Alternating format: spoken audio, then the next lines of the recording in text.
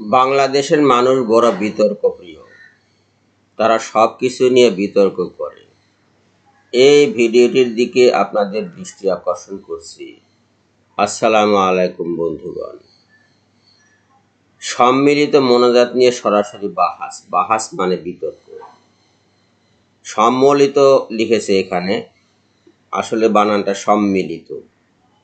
এরা অধিকাংশই অশিক্ষিত বা অর্ধশিক্ষিত লোক। এরা মোনাজাত নিয়ে বাহাস করছে। একদল বলছে যে সম্মিলিত মোনাজাত জায়েজ আছে, আর একদল বলছে সম্মিলিত মোনাজাত জায়েজ নাই। এই দেখেন বইয়ের স্তূপ করেছে। এর ভিতরে আবার একদল বলছে তারা বই আনে না, তাদের কাছে আরো বই আছে, ইত্যাদি ইত্যাদি। তো এই বিষয়টা একটি সিম্পল বিষয়। এই বিষয়টা নিয়ে বাহাস বা বিতর্কের কোনো প্রয়োজন নেই। যার ইচ্ছা হয় সে একা মোনাজাত করবে, যার ইচ্ছা হয় সে দল বেঁধে মোনাজাত করবে, সমস্যার কিছু নাই।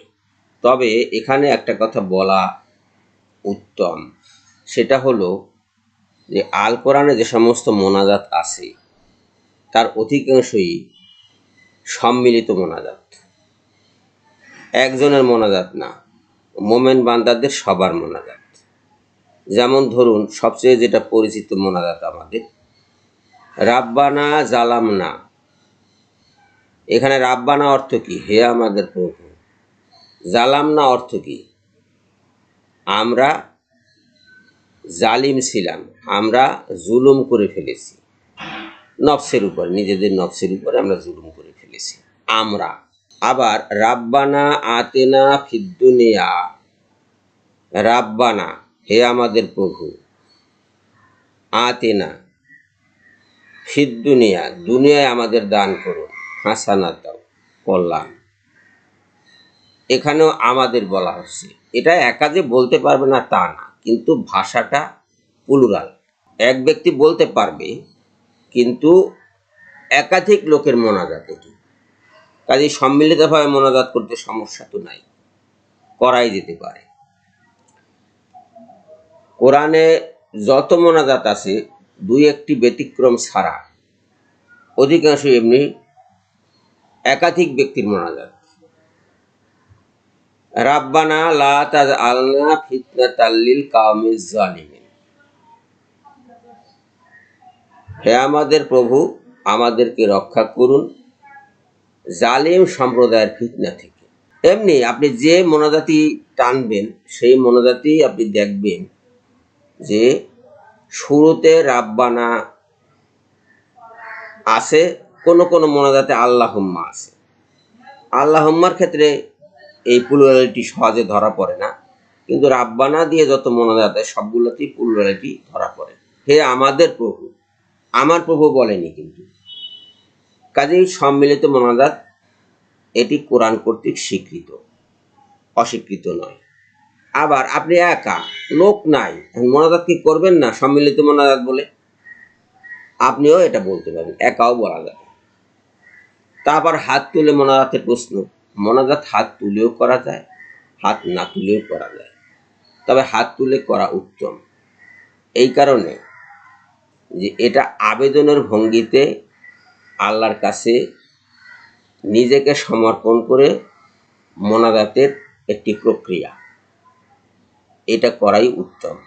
হাত না তুলে মোনাজাত করা যাবে না তা কিন্তু না, এটা করা যাবে, হাত না তুলেও করা যাবে মোনাজাত, তবে হাত তুলে করা উত্তম। কেউ কেউ আবার প্রশ্ন তোলে যে ফরজ নামাজের পর কি মোনাজাত করা যাবে? রাসূলুল্লাহ তো মোনাজাত করেন নাই। রাসূলুল্লাহ যে মোনাজাত করেননি সে কথা আপনি জানলেন কি করে?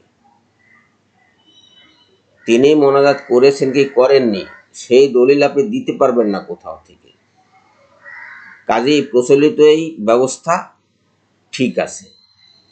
ফরজ নামাজের পরে সম্মিলিতভাবে ইমাম সাহেব যদি হাত তুলে মোনাজাত করেন সেটা উত্তম, বিতর্কের এখানে কিছু নেই। অনেকে আবার বলেন নামাজের মধ্যেই তো মোনাজাত আছে, আবার স্বতন্ত্র মোনাজাত করতে হবে কেন? কিন্তু নামাজের ভিতরে মোনাজাত সব মোনাজাত নাই। এই রাব্বানা দিয়ে যত মোনাজাত এর কোনোটা নামাজের মধ্যে নাই। আল্লাহুম্মা দিয়া মোনাজাত এটাও নাই। আল্লাহ মাগফিরলি বলেন যখন, তখন আপনি বলবেন যে হ্যাঁ ওইটা তো আছে আল্লাহুম্মা দিয়ে, কিন্তু আল্লাহুম্মা দিয়ে তো আরো বহু মোনাজাত আছে, সেগুলো তো করা যেতে পারে। সব মোনাজাত নামাজের ভিতরে নাই। আপনি সন্তানের জন্য মোনাজাত করবেন, নামাজের ভিতরে নাই। পিতামাতার জন্য মোনাজাত করবেন রাব্বির হামহুমা, এটা নামাজের মধ্যে নাই। নিজের আর্থিক কল্যাণ, নিজের জাগতিক কল্যাণ, নিজের আখেরাতের কল্যাণ নিয়ে মোনাজাত করবেন, তাও নামাজের মধ্যে নাই। কাজে এই বাহাজগুলো আপনারা বন্ধ করুন। বাহাজগুলো বন্ধ করে যে পদ্ধতি প্রচলিত আছে সেটাকে গ্রহণ করুন, এর মাঝে কোনো ভুল নাই।